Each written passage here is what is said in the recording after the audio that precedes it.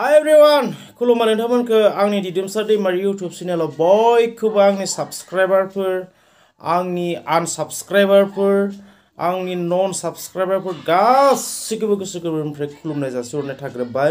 So guys, दिनैनि भिडिअआ actually आंनि बे चेनेला ब्लगिं चेनेल किन्तु आङो बे साननैसो आं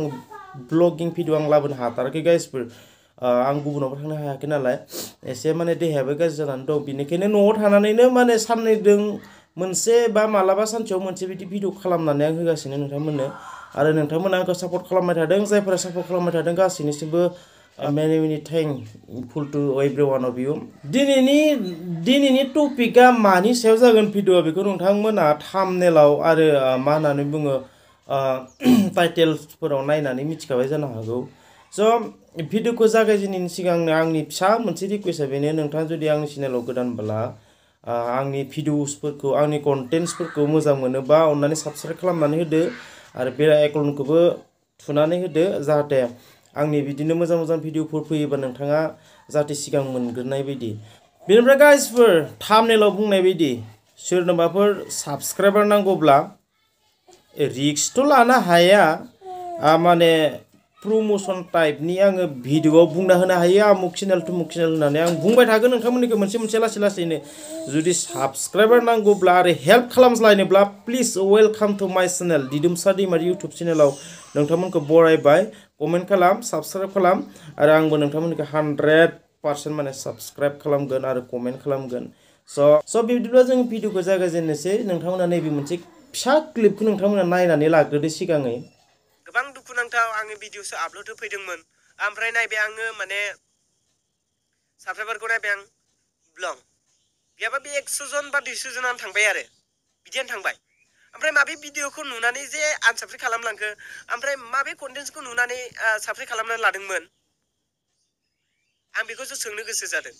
बबे कन्टेन्टनि थाखाय साबस्क्राइब खालामदोंमोन आरो बबे कन्टेन्टनि थाखाय आनसाबस्क्राइब खालामखो होननानै बिथां जोंहा इन्टारटेनमेन्ट एनिथिं ब्रादाराहाय कुइसन खालामदों। स' गाइसफोर नोंथांमोना बिथांनि भिडिअखौ नुबाय जानो हागौ बिथांनिया प्राय 100-200 जनसो आनसाबस्क्राइब जाबाय। गोबां दुखु मोननाय फोरमायदों बिथाङा बबे कन्टेन्टनि थाखाय साबस्क्राइब खालामदोंमोन आरो बबे कन्टेन्टनि थाखाय आनसाबस्क्राइब खालामफिनखो। स' आङो बेखौनो बुंनो इच्ছা खालामदों गाइसफोर आं सिगाङाव मोनसे कन्टेन्ट लाबोखांबाय आंनि अरिजिनेल साबस्क्राइबारा सोर एक्चुअलि आंनि अरिजिनेल सापर्टारा सोर दा आथिखालाव सोलिबाय थादों गोदान इउटुबारफोर व्हाट्सएप स्टेटास माबा गेमार अनेक माबा माबि ब्लगिं चेनेल अनेक चेनेल माने जोंहा ओंखारबाय बर'नि गेजेरावहाय दा मा सोलिबाय थादों माने बै इउटुबारफोरा गोदान इउटुबारफोरा माने कमेन्टनि गेजेरजों माने सापर्ट लाज्लायनाय बियो आथिखालाव गोबां सोलिगासिनो आरोखि। दा आं मा बुंनो नागिरदों जोंनि साबस्क्राइबारफोरा एक्चुअलि बांसिन इउटुबार लोगोफोर नोंथांनियाबो जि इन्टारटेनमेन्ट एनिथिं बिथां ब्रादारनियाबो आंनि अनुमानाव बांसिनानो इउटुबारफोर आं बिथांनि चेनेलाव नायबाय बिथांनि साबस्क्रिपसनफोरखौ आङो नायबाय बांसिनानो इउटुबार गोदान उथिबोनाय गोदान खुलिजेननाय इउटुबारफोर आंनियाबो बांसिन इउटुबारफोरानो साबस्क्राइबारफोरा मा जागासिनो दोङो दायो जों जोंनि बर'नि गेजेराव बेबायदिनो सोलिगासिनो मानो होननानै बुङो माने सापर्टखौ नागिरो किन्तु सापर्ट होनो रोङा अननाय नागिरो गुबुननिफ्राय किन्तु गावहाबा हले अननाय होनो हाया गावनिखौ साबस्क्राइब खालामगबाथाय माने सानसे साननैनि उनाव आनसाबस्क्राइब खालामसिगोन बिनिफ्राय मा होननानै बुङो ओरैबो जायो नैबिदिबो जायो होननानै आं सानदों आरोना नैबिदिबो मोनसे जायो माने सोरबा सासे हेटारा माने आनसाबस्क्राइब खालामसिगोन बेनिफ्राय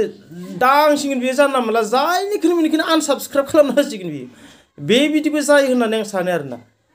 जेनेबा साप'ज आङो सोरजोंबा आनसाबस्क्राइब खालामजाबाय साला आंबो आनसाबस्क्राइब खालामजाबाय होननानै गासैनिखौबो माने आं आनसाबस्क्राइब खालामना होगोन बे नङा आरो थारमाने आनसाबस्क्राइब खालामग्राफोरनिसिम आंहा एक्चुअलि बुंनो गोनां जेबो गैया किन्तु आंनि बुंनो गोनाङा आंनि बुंनो नामायनाया नैबेसो जे सोरबा सासे जेनेबा चेनेल गैयि मानसिया आनसाबस्क्राइब खालामबाला आं बेखौ जेबो बुङा मानो होनबा दायो जिहेतु दायो सोलिगासिनो जेनेबा सापर्ट होज्लायनाय सहाय होज्लायनाय जेनेबा कमेन्टनि गेजेरजों आं नोंनिखौ सापर्ट खालामगोन नों आंनिखौबो सापर्ट खालाम नोंनिखौ साबस्क्राइब खालामना होगोन आंनिखौबो साबस्क्राइब खालामना होदो बिब्दि सोलिबाय थादों नालाय गासिबो माने फोथायलायनानै साबस्क्राइब खालामलायो सहाय खालामलायो खिन्थु बिनि गेजेराव जे थगायजायो नैबेसो बांसिन दुखु गोनां बाथ्राया बुंगासिनो गाइसफोर आंबो माने मा होननानै बुङो जायफोरा माने आंनि चेनेलाव फैनानै कमेन्ट होयो आंथ' बिथांमोनखौ गासैनिखौबो साबस्क्राइब खालामनानै होखायो आरो नोंथांमोना आंनि साबस्क्राइबसन माबायाव नायनो हागोन जुदि नोंथांनिया गैयाब्ला आं नोंथांनिखौ साबस्क्राइब खालामाखै जुदि नोंथांनिया चेनेला आंनि साबस्क्रिपसन लिस्टआव दङबा नोंथांनिया अलरेडि आंनो साबस्क्राइब खालामजाखानाय आं बेखौ सिगांबो बुंबोबाय थाखादों स' लोगोफोर माने आंनि बांसिन साबस्क्राइबारफोराथ' गासैयाबो चेनेल दंखाजोबो फ्राय माने 90%आनो आंनि साबस्क्राइबारफोरा गासैयाबो चेनेल गोनांखा माने इउटुब चेनेल गोनांखा बिनिखाय आङो माने नैबेखौसो आङो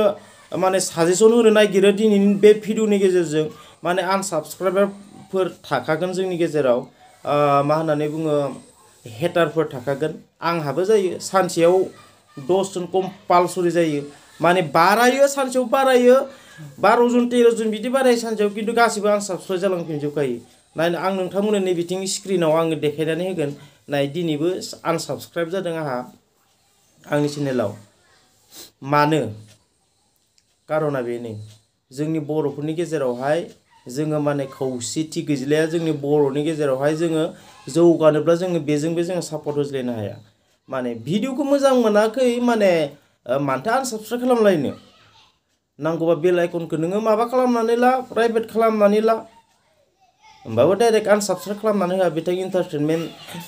एनिथिं ब्रादाराथ' गोबां दुखु मोनो आंबो दुखु मोनदों जिहेतु 100-200 जन खेबसेयावनो आनसाबस्क्राइब जालांदों बिथाङाबो फोथायनानै नोंथांमोननि आं गासैखौबो बुङाखै दे जायफोरा माने हेटारफोर बिथांमोनखौसो आं बुंदों माने फोथायनानै बिथाङाबो जानो हागौ नोंथांमोननि चेनेलखौ साबस्क्राइब खालामनानै होबाय नोंथांमोननि सायाव फोथायनाय थानानै आङो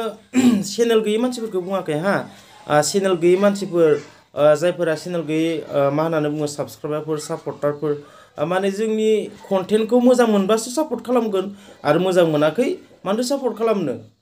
आरो आंखौ मोजां मोनाखै आं चेनेलखौ मोजां मोनाखै आंहा बेयाव बुंनो जेबो गैया अके मोजां मोनदोंबा साबस्क्राइब खालाम आरो जुदि मोजां मोनाखैबा साबस्क्राइब दा खालाम आंनि कन्टेन्ट्सफोरनि सायाव माबा मोनसे मुलाम्फा जुदि मोननाय बायदि मोनदोंब्ला साबस्क्राइब खालाम आरो साबस्क्राइब जेबो मुलाम्फा मोनै बायदि मोनदोंबा साबस्क्राइब खालामनो प्रयोजन गैया आरो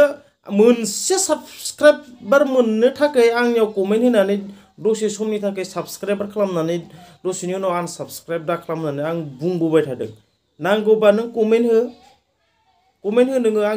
आंनि चेनेलाव मा कमेन्ट हो आंनि चेनेलखौ अननानै साबस्क्राइब खालामनानै हो खिन्थु नोंनि चेनेलखौ आं मोजां मोनाखै आं साबस्क्राइब खालामथ'ला बुंनो हो आं साबस्क्राइब खालामनो हागोन टेस्ट खालामनानै नाय जुदि फोथायाबा स' बिनिखायनो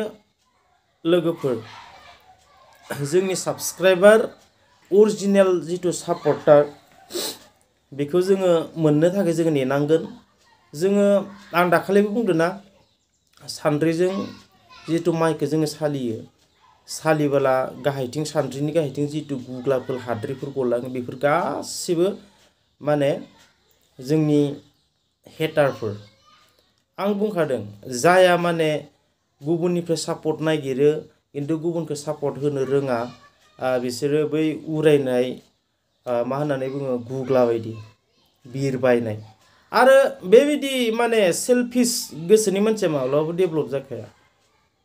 गुबुनखौ सापर्ट खालामनो हायाबा गुबुनखौ अननो हायाबा बियो गाव माब्लाबाबो मोनखाया आरो बिनि चेनेला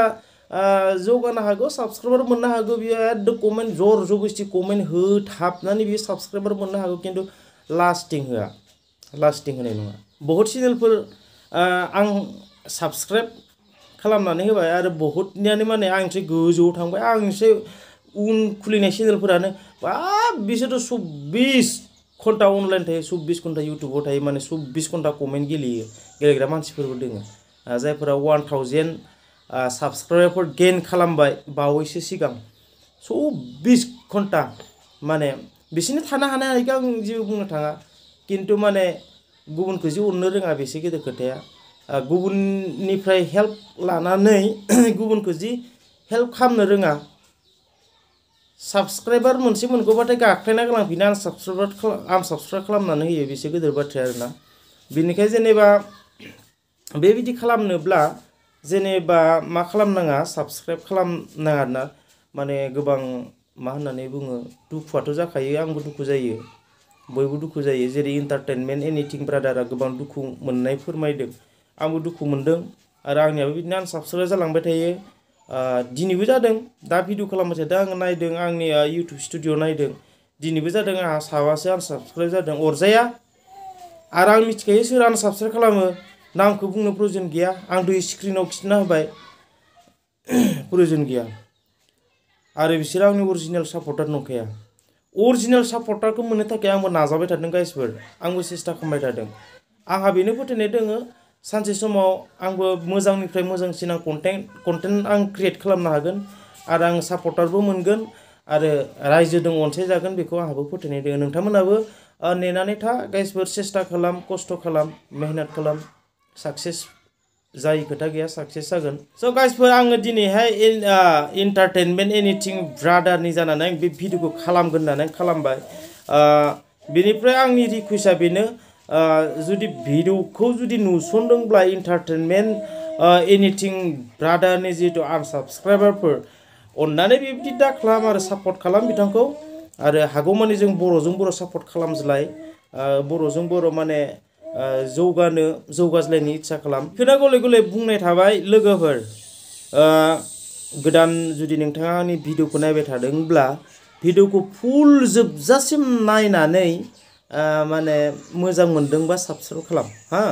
आरो जुदि मोजां मोनाखैबा साबस्क्राइब अन्नानै दा खालाम मानो होनना बुङोब्ला साबस्क्राइब खालामजानायनि उनाव आनसाबस्क्राइब खालामजाखांबोला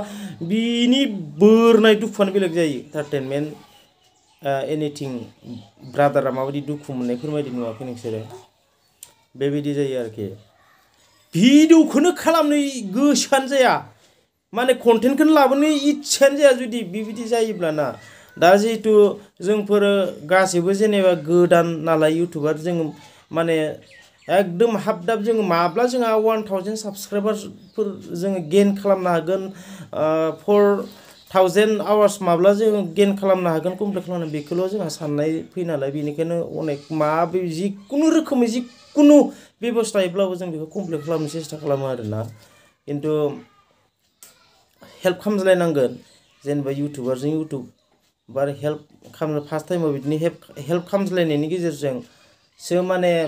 मिथिं लासैनो जालांगोन मोजां मोजां कन्टेन्ट लाबोनायजों लोगोसे जोङो साक्सेस जालांगोन बेनिखाय सहाय खालामज्लाय स' गाइस दिनैनि भिडिअखौ बेसेबां दोनथ'नोसै आरो नेक्स्ट टाइम भिडिअ लोगो मोनगोन नोंथांमोनखौ फैगासिनो ब्लगफोर